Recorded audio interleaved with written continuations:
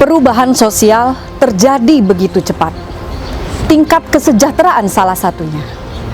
Perubahan itu terjadi dari level yang terendah sampai yang tinggi. Mulai dari individu, keluarga, desa, kota, bahkan negara di tingkat internasional. Bersama saya, Cecilia Fitri Sepsiati, kita akan kupas dalam sosial investigasi pendapatan nasional.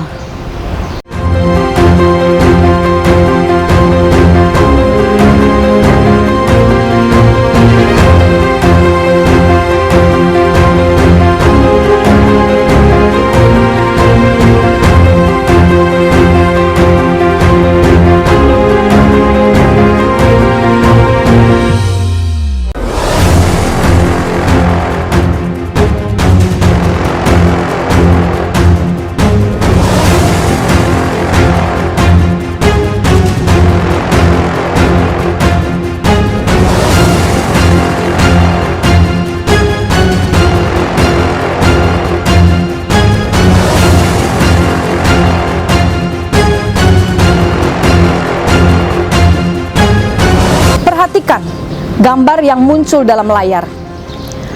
Kalian lihat bahwa perbedaannya begitu nyata.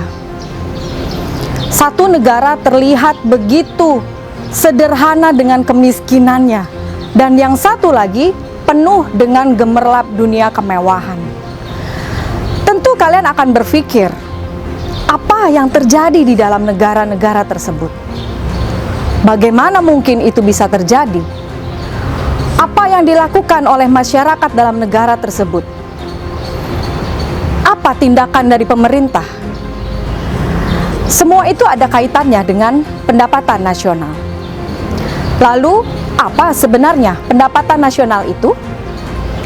Pendapatan nasional sering disebut dengan gross domestic product. Secara teori, kita bisa belajar mengenai pengertian dari pendapatan nasional melalui banyak sekali tokoh yang ada. Banyak sekali yang mengungkapkan. Namun, satu hal yang perlu kalian ketahui, bahwa pendapatan nasional adalah jumlah produk yang diciptakan oleh masyarakat dalam satu negara. Kalau kita berbicara tentang pendapatan nasional, ada dua konsep pengertian pendapatan. Yang pertama, pendapatan nasional, dan yang kedua adalah pendapatan per kapita. Apa bedanya? Kita akan lihat. Bedanya adalah dalam objek yang dianalisis. Pendapatan nasional menganalisa pendapatan negara secara keseluruhan. Sementara pendapatan per kapita, objeknya yang dianalisis adalah pendapatan rata-rata setiap individu di dalam negara tersebut. Ya, sekarang kita akan coba cari tahu bagaimana kita bisa mengetahui, menghitung pendapatan nasional. Kadang-kadang sebagai masyarakat biasa membayangkannya pun tidak pernah. Tapi kalian sebagai pelajar harus tahu bahwa menghitung pendapatan nasional bisa melewati dua pendekatan. Baik itu pendekatan pengeluaran maupun pendekatan pendapatan. Mudah saja, seperti kalian menghitung pendapatan orang tua kalian. Ketika kalian ingin mengetahui berapa banyak pemasukan dalam keluarga kalian, kalian bisa menghitung dalam dua cara tersebut. Dengan melihat berapa banyak pengeluaran orang tua kalian. Biaya pendidikan, tabungan, biaya hidup sehari-hari dalam satu bulan, dan banyak lagi. Mungkin cicilan rumah, cicilan kendaraan, dan sebagainya. Begitu juga, kalian bisa melihat berapa pendapatan orang tua kalian lewat income yang didapat oleh orang tua kalian. Gaji bulanan di mana mereka bekerja, atau tambahan pendapatan lain.